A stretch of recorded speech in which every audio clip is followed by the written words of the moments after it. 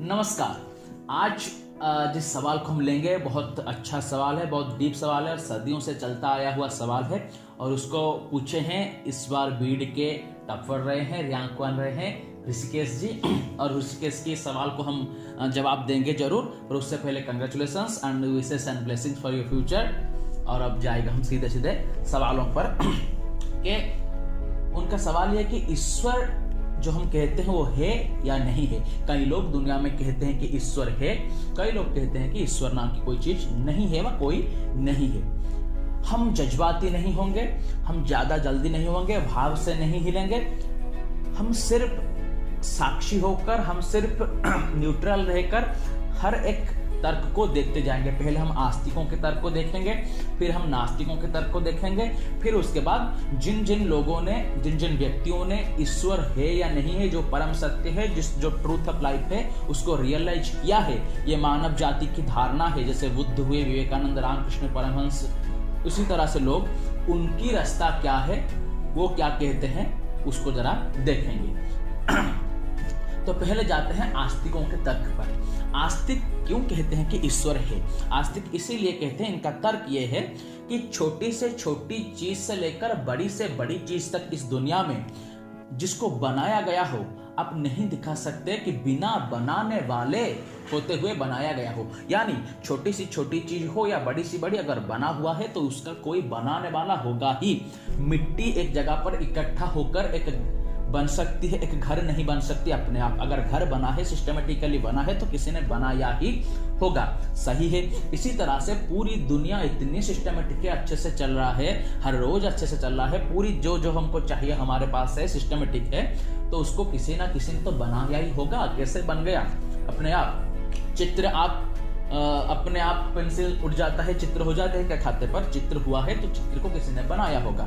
यह आस्तिकों का तर्क है और बहुत हद तक अच्छा भी है, सही भी है। अब देखते हैं नास्तिकों का तर्क क्या है। नास्तिकों का, ये नास्तिक यानी जो बेकार के लोग हैं उनकी बात नहीं कर रहा हूँ, जो थोड़े थोड़े ज्ञान लोग खुद को ज्ञानी समझते हैं। नास्तिक यानी जो पहुंचे हुए लोग हैं, अच्छे हैं, पर ये इनका तर्क है। जैसे नीत्शे है, इस तरह से बहुत बड़े बड़े फिलोसोफर्स हैं। उनका तर्क है कि अगर यही तर्क को मानकर चले कि किसी भी चीज अगर बना हुआ है तो उसको बनाने वाला होगा ही, अगर इसी तर्क को माने आस्तिकों की, तो इसीलिए पृथ्वी बना हुआ है, इसीलिए उसको कोई बनाने वाला चाहिए। तो जिसने बनाया उसको भी कोई बनाने वाला चाहिए। वो बिना बने कैसे रह सकता है? अगर पृथ्वी इतनी सिस्टमेटिक है, दुनिया इतनी सिस्टमेटिक है और इसीलिए उसको कोई बनाने वाला चाहिए, तो जिसने बनाया वो तो ज्यादा सिस्टमेटिक होगा, उसको भी तो कोई बनाने वाला चाहिए। आगे आगे उसको भी बनाने वाला कौन है? फिर उसको जो जिसने बनाया उसको बनाने वाला कौन है? क्योंकि बना हुआ चीज है तो बनाने वाला चाहिए, तो इन्फिनिट रिग्रेस चलेगा, उसको इस तरह से चलेगा। अगर आस्तिक ये कहते हैं कि पृथ्वी को ईश्वर ने बनाया, ईश्वर को किसी ने नहीं बनाया, ईश्वर है, तो नास्तिक ये पूछते हैं, अगर तुम्हें ये मानना ही है कि कुछ बिना बनाए रह सकता है, without being created something can exist, then why not the world, why the lord, why the creator? वो कहते हैं कि अगर ये तो मानना है कि ईश्वर है, उसको किसी ने बना नहीं, बना हुआ चीज है, अपने आप है ही, तो पहले ही मान जाओ कि पृथ्वी भी है। तो पृथ्वी बना हुआ होना है तो उसको बनाने वाला चाहिए, ईश्वर उसको बनाया है और ईश्वर है। ऐसा क्यों? अगर कोई है, हो सकता है बिना बनाए, तो पृथ्वी भी हो सकता है। ये नास्तिकों का तर्क है। ये भी आधा है, आस्तिकों का तर्क भी आधा है। ये भी कई हद तक है, ये भी कई हद तक सही है। पर सच क्या है? सच जिन्होंने जाना है वो कहते हैं कि जैसे एक रसगुल्ले को बिना चखे तुम उसके स्वाद को जान नहीं पाओगे, चखने के बाद जिसने कभी चखा नहीं उसको तुम बता नहीं पाओगे। वो पूछेगा क्या है उसका स्वाद, तुम कहोगे मीठा है, अच्छा है, वो कहेगा अच्छा कैसा है, तुम कभी भी वो जो फीलिंग्स है उसको शब्द से बता नहीं पाओगे, उसको सिर्फ प्रोसेस दे पाओगे। इस तरह से रसगुल्ला बनाया जाता है, तू कर चख, तब तू पता कर पाएगा।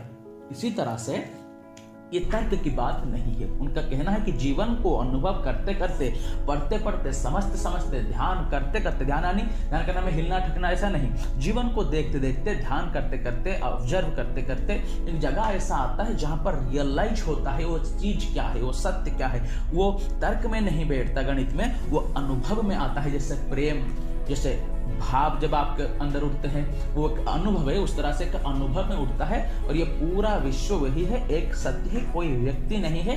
पूरा जो अस्तित्व है जिस शक्ति से चला है, जो हम सब हैं, हम सब का समूह का जोड़ है, पशु पक्षी सब की चेतना का समूह का जोड़ है, उसी का नाम ईश्वर है। और उसको अनुभव किया जा सकता है। अनुभव किया जाने का मतलब नहीं उसको खा सकते हैं, उसको देख सकते हैं, चख सकते हैं। अनुभव यानी उसमें लीन होकर उसका जो है, जो प्रेजेंस है, आप जो है सिर्फ है, बिना विचार, बिना फिजिकल, आप सिर्फ है, जस्ट कॉन्शियसनेस, इसको फील किया जा सकता है। यही रजनीश, बुद्ध, जयदु कृष्णमूर्ति, रामकृष्ण, विवेकानंद, बाबा का ये सभी मध्यम मार्ग या जो सच्चे मार्ग, जो सच में खोजने वाले हैं, उनका कहना है। बुद्ध के पास तो अच्छी कहानी एक बताना चाहूंगा। बुद्ध के पास एक बार ध्यान की मंडली बैठी थी, बड़े बड़े आदमी मेडिटेशन कर रहे थे। उस समय एक आदमी आया और पूछा कि क्या ईश्वर है? तो बुद्ध ने उसे पैर से सर तक देखा और ये कहा कि नहीं, ईश्वर नहीं है। वो चला गया, द्वंद्व में गिरकर चला गया। शिष्य सब खुश हो गए।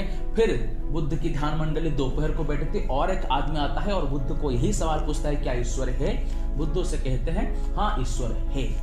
वो भी द्वंद्व में गिर जाता है, चला जाता है, अलग उत्तर देते हैं। शाम को एक आदमी आता है ध्यान मंडली में, बुद्ध को पूछता कुछ नहीं, सिर्फ हल्के से पूछता है क्या ईश्वर है, और उसकी आंखों से आंसू बह रहते हैं। बुद्ध उसको कुछ कहते नहीं, सिर्फ उसको बिठाते हैं, ध्यान कराते हैं। वो आंख बंद करके बैठता है, बुद्ध भी थोड़ी देर आंख बंद करके बैठते हैं। उसकी आंखों से आनंद के आंसू बह जाते हैं। वो बुद्ध के पैरों के ऊपर, चरणों में प्रणाम जनाता है, गदगद होकर खुशी से चला जाता है। आनंद तो बुद्ध का सबसे करीब दोस्त है और ऐसा करीब शिष्य है। वो रात बुद्ध को पूछता है कि बात क्या है, जरा मुझे बताओ। तो बुद्ध उसे बताते हैं, जो सुबह जो आदमी आया था वो एक नास्तिक था, वो सिर्फ मानता था, उसे कुछ पता नहीं ईश्वर है या नहीं है, कोई है, चेतना है या नहीं है, वो सिर्फ मानता था ईश्वर नहीं है। तो मैंने फिर भी उसके अंदर द्वंद्व है, इसलिए बुद्ध जैसा आदमी मौजूद है तो पूछ रहा था। मैंने उसे कहा ईश्वर नहीं है, उसे ईश्वर है, तो वो द्वंद्व में गिरेगा और खोजेगा तो पाएगा।